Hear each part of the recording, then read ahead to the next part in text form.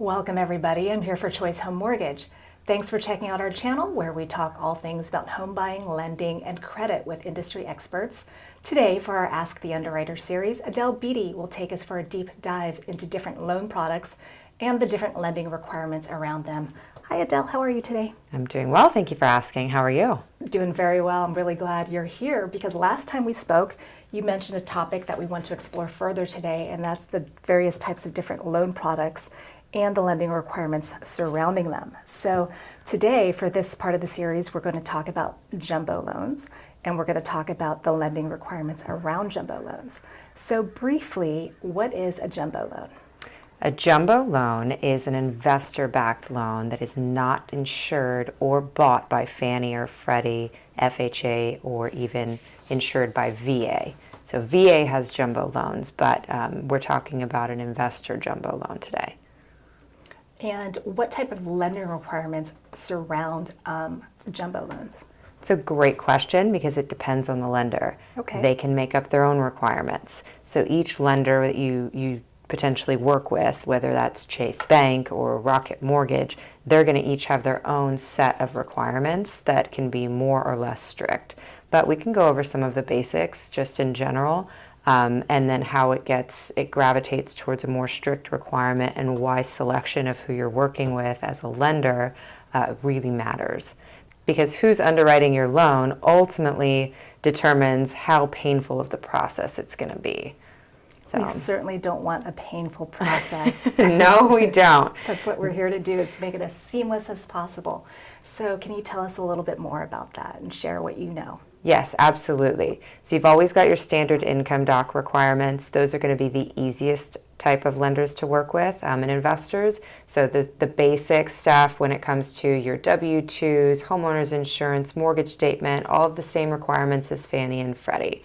That's going to be the baseline. They're pretty much always going to have at least a baseline of we follow DU guidelines for Fannie.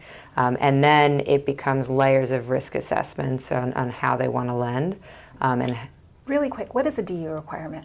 A DU requirement is Fannie Mae's guidelines, essentially. Okay. So a lot of times lenders will use that as a baseline for their other products for how they want to gravitate towards different risk layers is really the best way to put it. But most of the time, that's the baseline. Everybody has a starting point. See, it's already been written by Fannie, so it saves them a lot of time.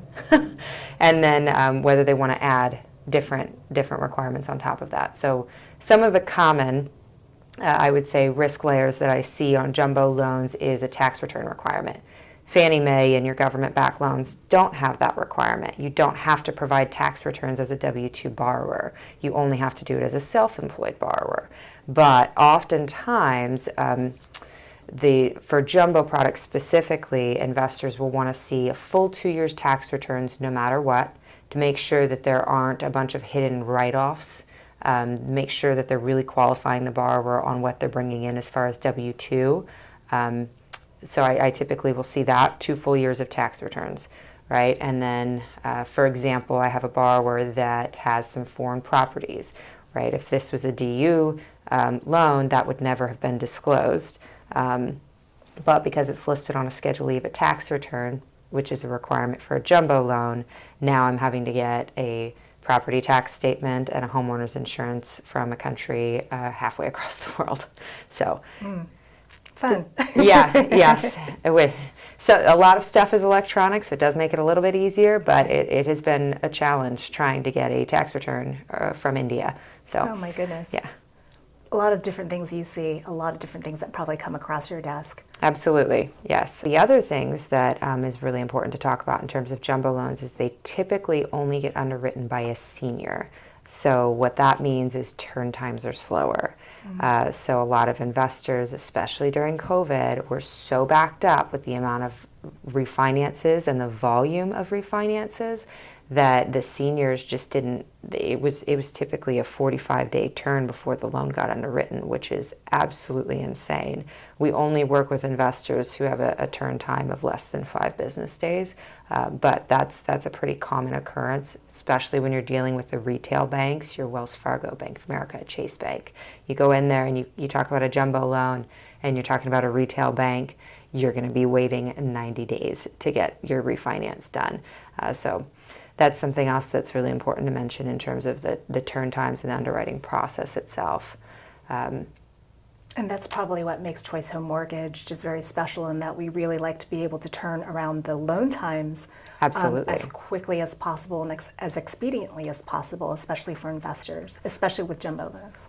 Which is why we're so selective with the investors we actually work with, because it's ultimately, it reflects on us as the broker. We're responsible for our client's experience, and if we don't have control over that experience, then clients aren't going to be happy.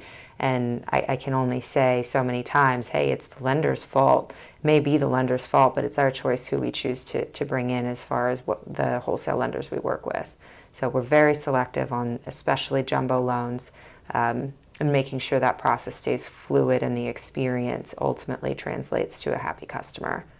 Now, in terms of jumbo loans and the people that we work with, what are we generally looking at for you as an underwriter, aside from the different documentation? Are we looking at other properties they currently have? Like, is there a number of properties that's a minimum or a maximum? Can you talk a little bit about that?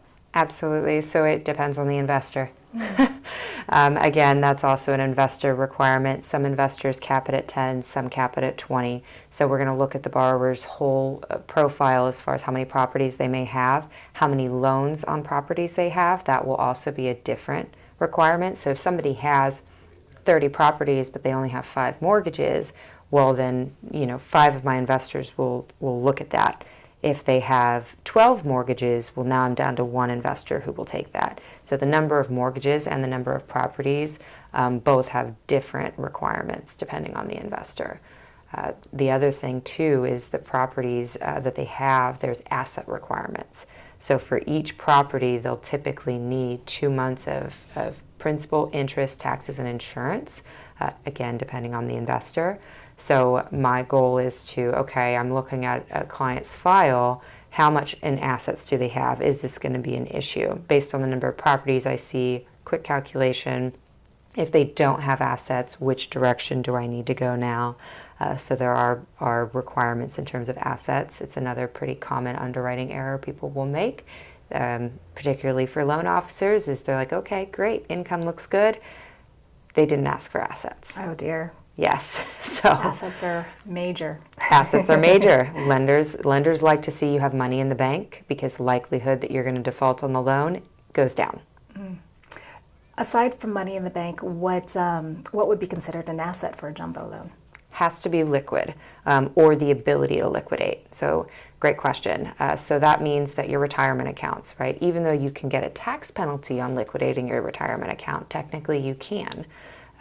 Any type of state pension accounts, CalPERS, CalTERS, anything like that cannot be used as an asset requirement because you can't liquidate them. You don't have access to it until you retire per federal and state regulations. So that's just how they set it up.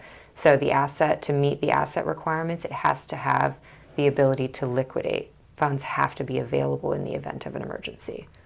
So you mentioned something about state requirements. Now, are there different requirements by state for jumbo loans?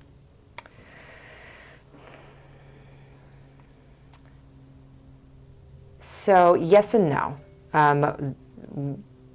The loan and county limits ultimately determine when an investors will have their loan backed by the government, whether they can sell it to Fannie or Freddie and when they can't. So yes, the jumbo loan limits will be different in states just depending on what Fannie and Freddie have set out. For example, in Orange County, I think we're somewhere in the 800 or 900 range now as far as the cap on a single family dwelling. Once it goes over that Freddie county loan limit, then it's considered jumbo. That's really the only differing requirement per state. The other thing that is important to mention, though, is we have what's called wet and dry states. That has to do with every loan, though. That's not necessarily just jumbo loans, but we will see some variance in terms of, the loan in a wet state has to have the ability to fund. All prior to funding conditions have to be met. You cannot sign loan docs versus a dry state in California. You can get that stuff, the last items you need, for example, from title while we're in the 3-day right of rescission period. So that's really the only major differences between the states. But it can get pretty complicated, I guess, when you start getting into counties and whatnot. Another question for you in terms of like wet and dry, like what determines that? Is that on a federal level that gets determined? No, it's on a state level. Okay. So the states make up those laws. Got it, got it. And right now for you as an underwriter, what states do you focus on primarily? Primarily, we're focused on California. Also, we'll be expanding into Virginia and Florida soon, both of which I've worked in as well in the past. So I'm really excited to work in Virginia. We do investment in commercial pretty much nationwide with the exception of certain states that have what's called retail location requirements. What are retail location requirements? Can you explain a little bit more about that, please? Yes, so that means you have to have an actual brick and mortar building in the state. Oh, okay. I would imagine most states have that. Actually, no, most states Really? don't have that. Only Really? a few do. Okay. And small handful of states have that requirement. Okay, got it. Anything else you can share about jumbo loans and what you see as an underwriter and your perspective as an underwriter with jumbo loans? The main thing I see is most people who have those large of a loan amount, they got into it because they qualified. Chances are they're going to qualify again.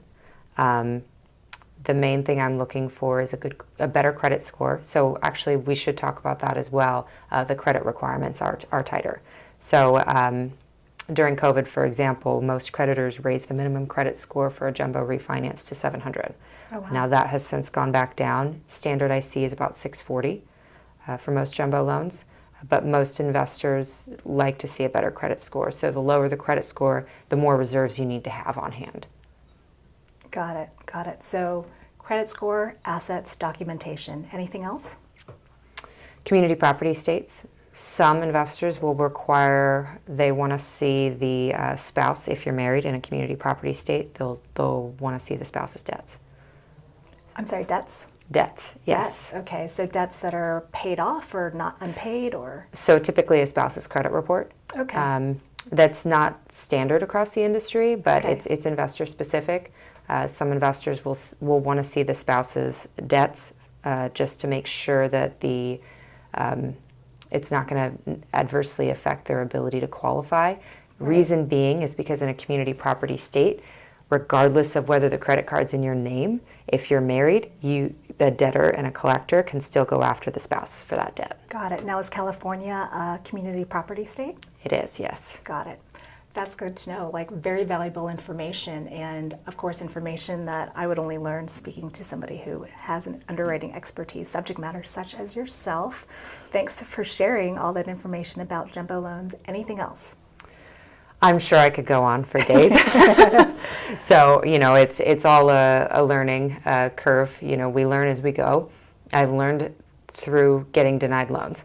Oh, So right. that's my biggest learning curve. And we certainly don't like having our loans denied. No, but it's always a painful lesson. You learn when you lose money, Right. unfortunately. So when you lose money, you want to make sure you understand why you lost money so Right. that you can either make sure that client is going to an investor that can accommodate their requirements and needs, or you properly tell the borrower they don't qualify in the beginning. And what's so great is that because we learn, we want to make sure that we share it with our audience so that the experience, the lessons that we have, we can pass on so that we can help you during your home buying, lending, and credit experience while you're on this journey.